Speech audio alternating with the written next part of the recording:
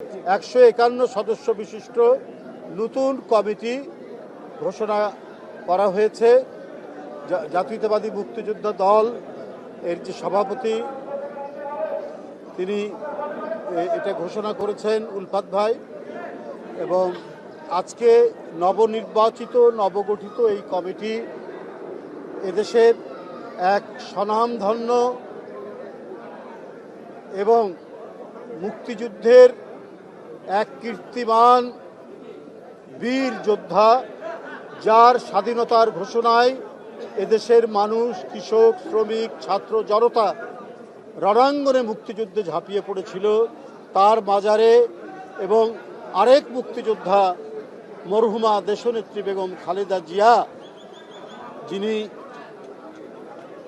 মুক্তিযুদ্ধের সময় বন্দী ছিলেন, সেই নেত্রী আজ এখানে শায়িত। তাদের এই জিয়ার মাজারে এখানে আজকে পুষ্পস্তবক অর্পণ এবং ফাতেহা পাঠের মাধ্যমে আজ থেকে জাতীয়তাবাদী মুক্তিযুদ্ধ প্রজন্ম দল তারা তাদের কার্যক্রম শুরু করেছে।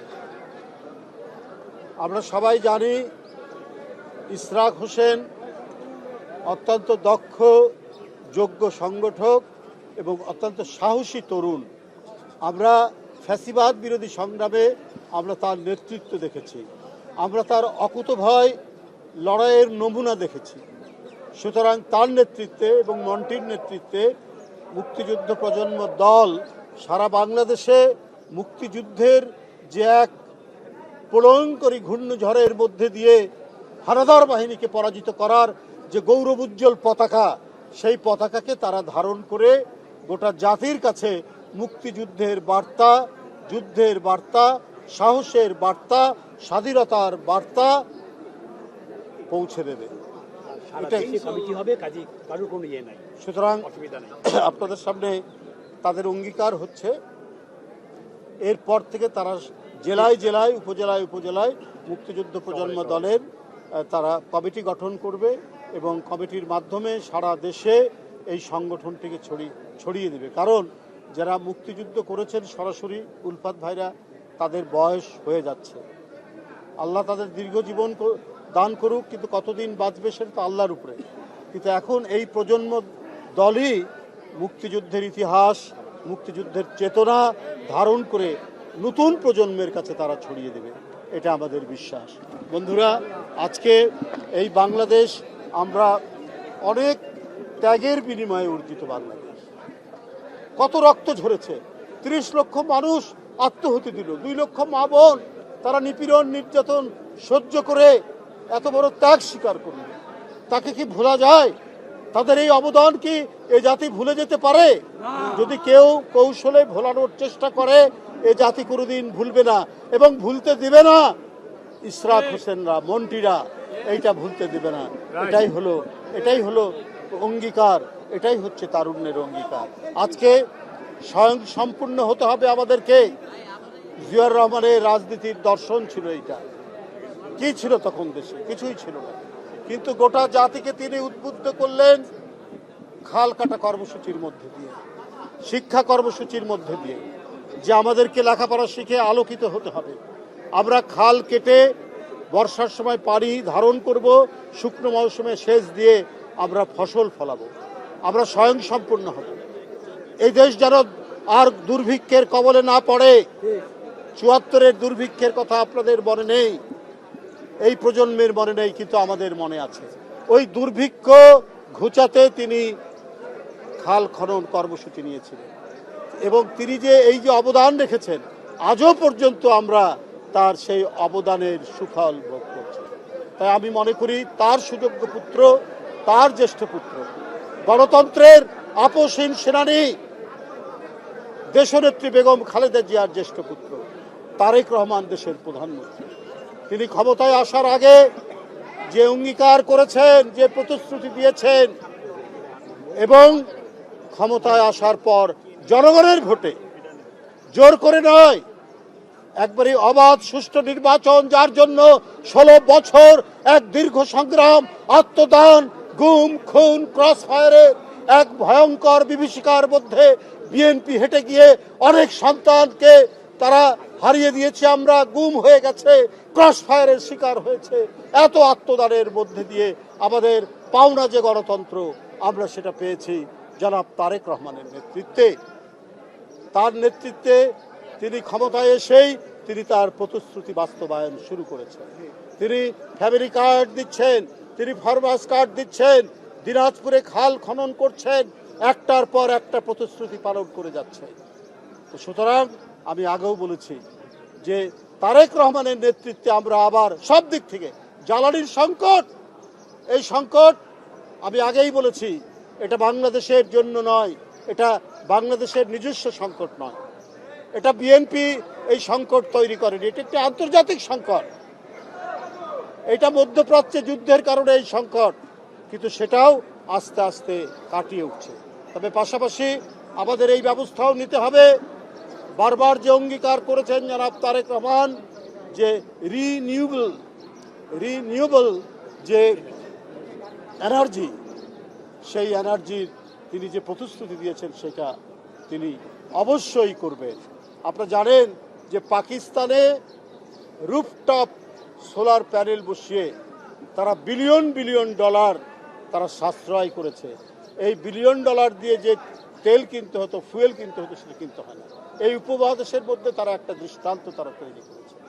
এই নবায়নযোগ্য যে জ্বালানি অর্থাৎ সোলার মানে সৌর তাপকে দিয়ে যে জ্বালানির যে চাহিদা মেটানো হচ্ছে, বিদ্যুতের চাহিদা মেটানো হচ্ছে, বাংলাদেশ সেটা করবে। আমি সরকারের কাছে অনুরোধ করব এই রুফটপ সোলার প্যানেলে যে ট্যাক্স আছে সেই ট্যাক্স শূন্যের কাছাকাছি নিয়ে আসুন। বিদ্যুৎ মন্ত্রীকে বলবো শূন্যের কাছাকাছি নিয়ে আসুন, এটা উৎসাহিত করুন এবং এর যন্ত্রাংশ আমদানি করতে যে ধরনের ট্যাক্স দিতে হয়, ট্যারিফ দিতে হয়, সেটা কমিয়ে দিন, যাতে মানুষ তাদের ছাদে সৌর প্যানেল বসিয়ে বিদ্যুৎ চাহিদা পূরণ করতে পারে, যাতে আর কারো দিকে মুখ চেয়ে অন্য কোনো দেশের মুখ চেয়ে আমাদেরকে থাকতে না হয়। বন্ধুরা আমার, সেই দিকে আমাদের দেখতে হবে। আমাদের সরকারের যারা মন্ত্রীরা আছেন তাদেরকে যদি সদা সতর্কতা থাকতে হবে। সদা সতর্ক না থাকলে নানা দিক থেকে নানা ঘটনা মোকাবেলার প্রস্তুতি আপনাদের থাকতে হবে। গত 24 ঘন্টায় 11 জনের অধিক হামে মারা গেছে। কেন? আজকে এই হাম মোকাবেলায় আগে থেকেই সতর্ক অবস্থা নিয়ে আগে থেকেই এটা মোকাবেলা করার জন্য প্রস্তুতি নিতে হতো হেলথ মিনিস্ট্রিকে।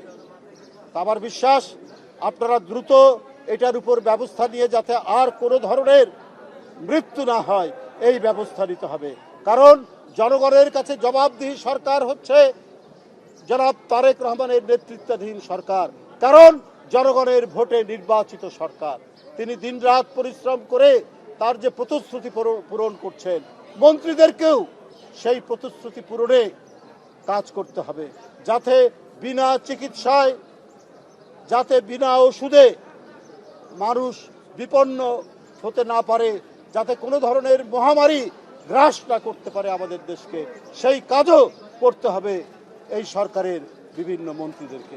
আমি ধন্যবাদ জানাই আজকে নবনির্বাচিত যারা নতুন কমিটিকে, ইশরাক হোসেন প্রতিমন্ত্রী, ইশরাক হোসেন এমপি তার সভাপতিত্বে এবং মন্ত্রীর সাধারণ সম্পাদক হিসাবে এই কমিটি একটি যুগান্তকারী ভূমিকা পালন করবে এবং একটা দৃষ্টান্ত স্থাপন করবে, এই বলেই আমি আমার বক্তব্য শেষ করছি। এখন একটু শুভেচ্ছা দিবে আমাদের ইশরাক হোসেন, আমি পরে বলছি, একটু বলে নি শুভেচ্ছা দিয়ে, তাই না? পূর্ণাঙ্গ কমিটি কর্তৃক রাষ্ট্রপতি জিয়াউর রহমান এবং মরহুমা দেশনেত্রী বেগম খালেদা জিয়ার সমাধিস্থলের পুষ্পস্তবক অনুষ্ঠানে প্রধান অতিথি হিসেবে আমাদের প্রিয় নেতা, সাহসী নেতা, যিনি আমাদের বিগত ফ্যাসিবাদী আন্দোলনে দিক নির্দেশনা দিয়েছেন, নিজেও একজন রাজপথের লড়াকু সৈনিক এবং নেতা হিসেবে জাতির কাছে আবির্ভূত হয়েছেন, সেই নেতা জনাব রুহুল কবির রিজভী আহমেদ আমাদের মাঝে উপস্থিত আছেন। বাংলাদেশ জাতীয়তাবাদী মুক্তিযোদ্ধা দলের সংগ্রামী সভাপতি, ৭১-এর বীর মুক্তিযোদ্ধা জনাব ইশতিয়াক আজিজ উলফাত এবং আমার সেক্রেটারি ডক্টর KMI মন্টি সহ নবগঠিত কমিটির সকল নির্বাচিত সদস্য সবাই উপস্থিত আছেন এবং আমাদের সাথে উপস্থিত আছেন বাংলাদেশ জাতীয়তাবাদী দলের স্বেচ্ছাসেবক বিষয়ক সম্পাদক জনাব মীর শরাফত আলী সপু সহ উপস্থিত সবাইকে আন্তরিকভাবে ধন্যবাদ এবং কৃতজ্ঞতা জানাচ্ছি। আমাদের এই অনুষ্ঠানকে সফলমণ্ডিত করার জন্য আপনারা এসেছেন, আপনাদের মূল্যবান সময় আমাদেরকে দিয়েছেন। আমাদের এই কমিটির 1 নম্বর সম্মানিত সদস্য হিসেবে আছেন বাংলাদেশের প্রধানমন্ত্রী, মাননীয় প্রধানমন্ত্রী দেশনায়ক জনাব তারেক রহমান, শহীদ রাষ্ট্রপতি, স্বাধীনতার মহান ঘোষক শহীদ রাষ্ট্রপতি জিয়াউর রহমানের সুযোগ্য সন্তান, যিনি আমাদের এই কমিটির 1 নম্বর সম্মানিত সদস্য হিসেবে থেকে বাংলাদেশের মুক্তিযুদ্ধের আদর্শকে প্রতিষ্ঠার জন্য আমাদেরকে উদ্বুদ্ধ করেছেন, আমাদেরকে অনুপ্রেরণা জুগিয়েছেন। ইনশাআল্লাহ আগামী দিনে মুক্তিযুদ্ধের আদর্শকে আমরা প্রতিষ্ঠার জন্যে এবং যে কারণে মুক্তিযুদ্ধ হয়েছিল সেটিকে সঠিকভাবে বাস্তবায়ন করা হয় নাই, ৭১-এর পরেই আমরা শুনতে পেয়েছি এবং আমাদের বীর মুক্তিযোদ্ধাদের মুখে জেনেছি যে একটা ভয়াবহ দুঃশাসন এবং একদলীয় শাসন জাতির ঘাড়ে চাপিয়ে দেওয়া হয়েছিল। এরপরে বিগত ৫৫-৫৪ বছর ধরে মুক্তিযুদ্ধের যে মূল লক্ষ্য ছিল সেদিক থেকে বারবার দেশ বিচ্যুত হয়েছে। অবশেষে দীর্ঘ ১৭ যুগের ফ্যাসিবাদী বিরোধী আন্দোলন শেষে আমরা আবার একটা গণতন্ত্রকে নতুন করে প্রতিষ্ঠার একটা সুযোগ পেয়েছি। মুক্তিযুদ্ধের মূল লক্ষ্য চেতনাকে আমরা বাস্তবায়ন করে বাংলাদেশকে একটা স্বাধীন, সার্বভৌম এবং একটি গণতান্ত্রিক রাষ্ট্র হিসাবে প্রতিষ্ঠার জন্য আমরা মুক্তিযুদ্ধকে বুকে ধারণ করে আগামী দিনে এগিয়ে যাব ইনশাআল্লাহ। এটাই আমার বক্তব্য। সবাইকে আবারও ধন্যবাদ জানাচ্ছি। যে গতকালকে গণভোটের ইস্যুতে সংসদের বিরোধী দল একটা সভা করেছে এবং তারা বলেছে যে অতি সত্বর এটা না করলে রাজপথে নামার একটা ঘোষণা দিয়েছে। তো এই বিষয়ে আপনার দেখুন, আমরা যদি গণতন্ত্র মিন করি তাহলে তো অবশ্যই সরকারি দল, বিরোধী দল বা সরকারি যে দল আছে এবং বিরোধী দলের মধ্যে আলোচনা, ডিসকাশন, ডিবেট, ডিসকোর্স এগুলো অব্যাহত থাকবে।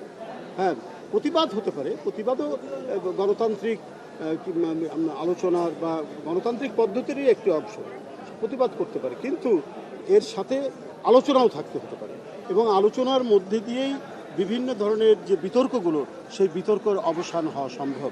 কারণ আমরা মনে করি এখন যারা পার্লামেন্টে আছেন তারা প্রত্যেকেই ফ্যাসিবাদ বিরোধী সংগ্রামে তাদের একটা অবদান রয়েছে। তো সেই ক্ষেত্রে আমরা যদি গণতন্ত্রকে সাবলীল, স্বতঃস্ফূর্ত এবং শক্তিশালী করতে চাই, তো সুতরাং পরস্পরের মধ্যে আলোচনার কোনো বিকল্প নেই। ডিবেট, ডিসকাশনের মধ্যে দিয়েই যে উদ্ভূত যে প্রশ্নগুলি আছে সেই প্রশ্নের মীমাংসা হয়ে যাবে এবং তাতেই আমাদের গণতন্ত্র শক্তিশালী হবে। গণতন্ত্র শক্তিশালী হলে আমাদের অর্থনীতিও অত্যন্ত শক্তিশালী হবে এবং সার্বভৌমত্ব এবং স্বাধীনতাও শক্তিশালী হবে। ধন্যবাদ।